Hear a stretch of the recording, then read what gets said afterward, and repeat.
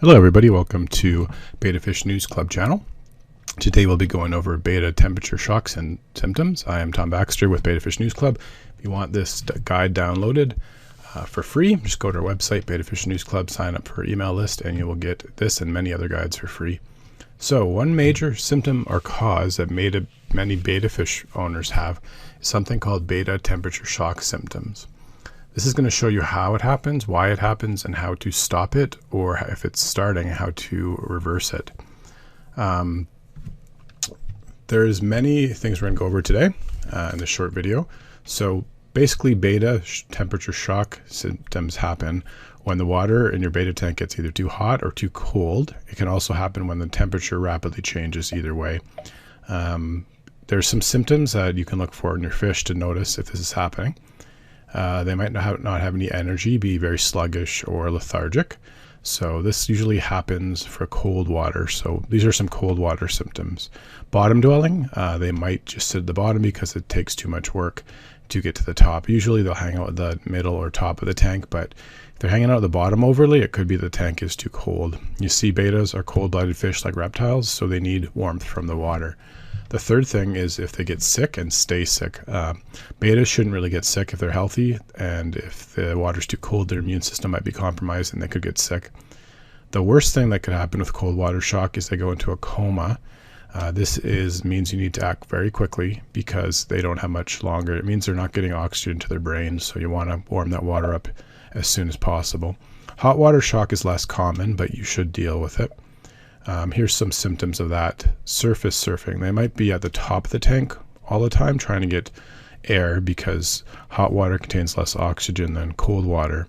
B, they might have accelerated breathing or being forced breathing, so this isn't normal either.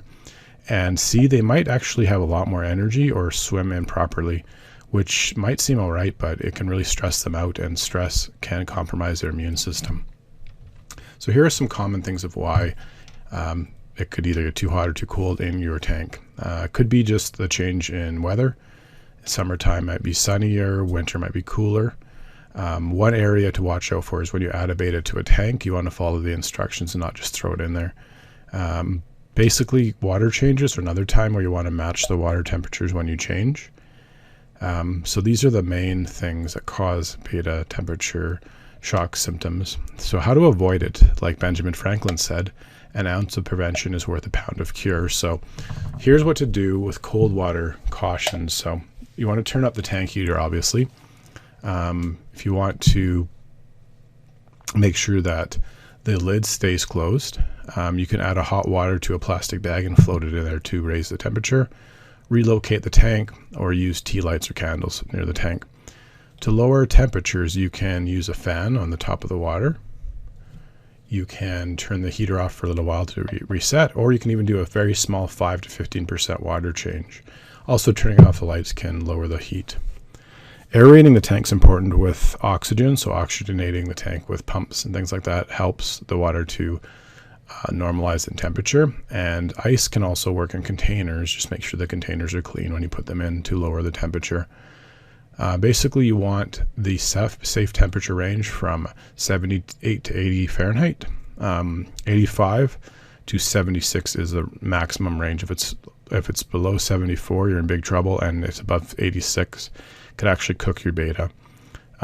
So the danger zones of 85 and 76 are what to watch out for, and it could kill your fish. Mainly what happens is if the temperature fluctuates, usually that's the biggest threat to their health. So thanks for checking this out. Please join us at bettafishnews.club. And if you have a picture of your betta that you want in the Wall of Fame, please email bettafishnewsclub@gmail.com, and we'll put your name and the name of your fish to picture. And thank you for watching. We'll see you in the next video.